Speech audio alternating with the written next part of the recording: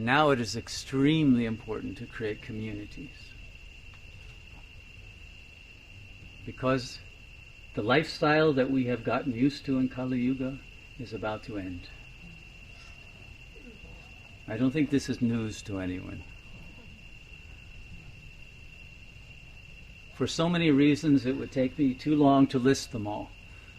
We all know about climate change, which is going much, much faster than anyone admits in the news. The death, the die-off of so many species, pollution of our water, air, our earth.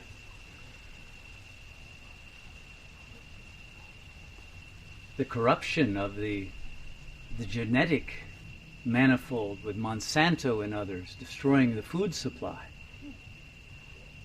And of course the droughts and the floods that are destroying the food anyway, plus the pestilence and the other plagues. This is the apocalyptic time. There's no doubt about it.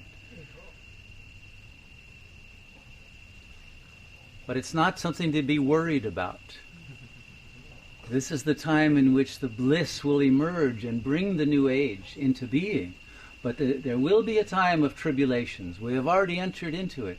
But wait until the financial system has collapsed. And the oil shortage means you can't fill up your car with gas anymore. And the electric grid doesn't work very well. And you turn on your tap and the water doesn't come out, or water that's undrinkable comes out. All of that will happen everywhere, even in Costa Rica. And so we need to form into communities, because one person can't survive alone. We need to work together. We need to synergize our energies and our capacities. We need to grow food. Don't depend on mas por menos. The shelves will be empty. Where are you going to get your food?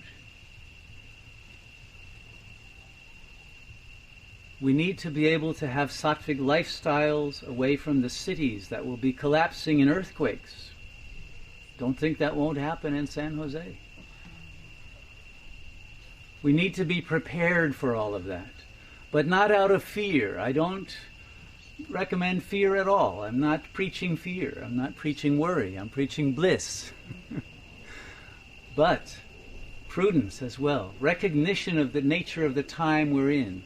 We are about to enter the kingdom of heaven, but you don't enter that without a lot of birth pangs.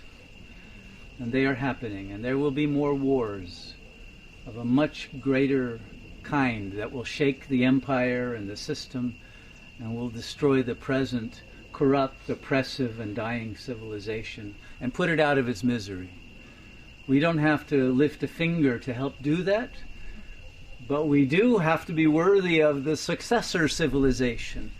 We have to be worthy of a Satyuga, a golden age, a state of higher consciousness than humans have ever reached before in our recorded history. We have to be resonating at Satchidananda, nothing less. And not just giving lip service to that idea. It has to be real. Yogis are awakened to that. Yogis are in the avant-garde of that, because yoga has always been a way of preparing for this. So that those beings who are lost and frightened and anxious and confused can meet a yogi, and the yogi will say, "Come, be at peace. Fear not." That was Buddha's great expression. All those statues of Buddha are just to communicate that truth. Fear not. This is illusion. Don't be fooled by the illusion. The illusion is changing very radically.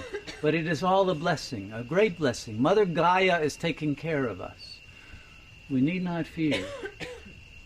But we should ride the wave. Don't get drowned by the wave. Fly with the wave of bliss that Gaia is taking us on into the new world. Yes, celebrate it. But celebrate it not from the ego, but celebrate it as the bliss itself. You are the wave of bliss. And if you are that, you will guide those who can feel the energy, see the light, and have earned karmically the merit to enter into the new age.